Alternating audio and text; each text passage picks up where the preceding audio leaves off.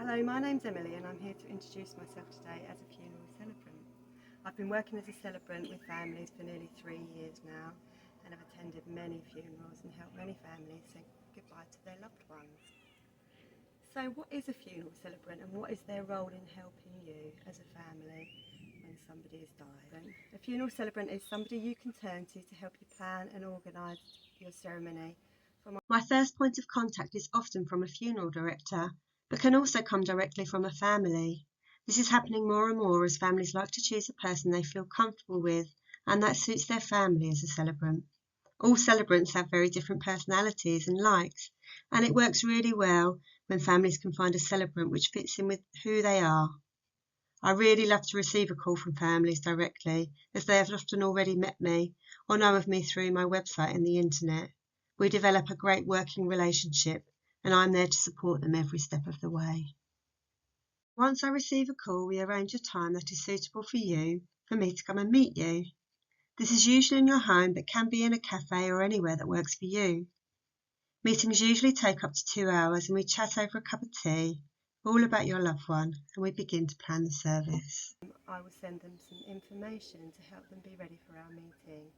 I usually send them some readings that they might like to use during the ceremony, readings from all different areas of life, readings from films, reading from poems and books, and some special poems that people have written about losing someone.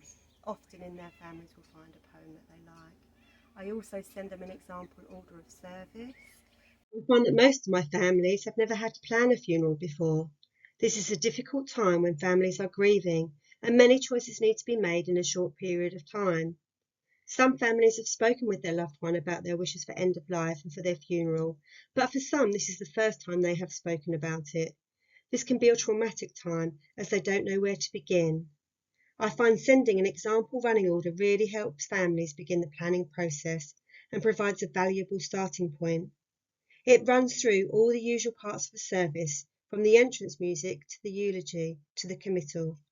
It provides gentle pointers and ideas of what happens at each part, so they can begin to plan how they want that to look for their loved one. They can also choose whether they want to write some parts of the service themselves. Often a family member will make a tribute with memories of the time they spent together and how they felt. Some family members may do a reading, which reminds them of their loved one. Some families prefer for me to do the whole service. There is no right or wrong, and every family is different.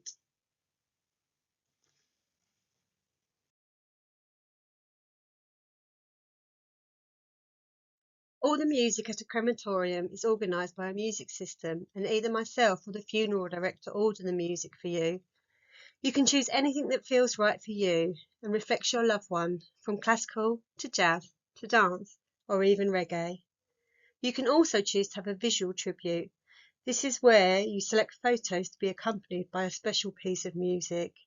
This is a moment of reflection to really remember the memories and the life you shared together. When I go to meet the family, we often sit there with a cup of tea and they tell me all about the person that they loved. They share memories, stories of their life. Sometimes it might be with just one person from the family. Sometimes I might have a meeting with 5 or 6 people, all there to share their stories. It's really lovely for me when all of the family are there because I really get a picture from lots of different people's points of view and how they loved and how they integrated with that person, the memories they share, what they love to do together. As well as being a really sad time, it is a really good time to reflect on the time that they spent with that person and the memories that they had. What were the things that they loved to do? What were the relationships they forged? How would I know them as a person? What were their values? What did they really love to do? We talk about the happy times shared. We talk about the sad times. We talk about the funny times and the stories that they have. Often people remember things that have been long forgotten.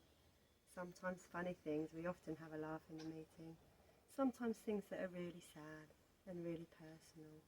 Once I know a little bit about the person, I can think about some special touches that might really make the funeral personal.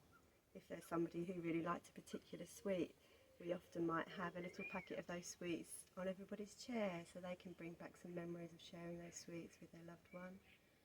Sometimes we might have a sing-along of their favourite song. Sometimes we might raise a toast of their favourite tipple. Sometimes if we've got a keen gardener, we might all bring a flower or some greenery that can be left with the person and with the coffin as we exit. I write everything down, and sometimes I might record that interview, and from there I take all of those notes away, all of those thoughts, all of those memories, and I begin to write a service that is really personal and unique to the person that has died and for the family. I hope that's been helpful and has given you some insight into working with a celebrant to help plan a funeral at a crematorium. There is so much more to say, and I'm really interested in holding funerals in different places and funeral choice for families, so I will be posting some more videos. Thank you for watching this video, and if it has opened up any questions for you, or if you want to talk to me any further, please don't hesitate to get in touch and look out for more videos in the future.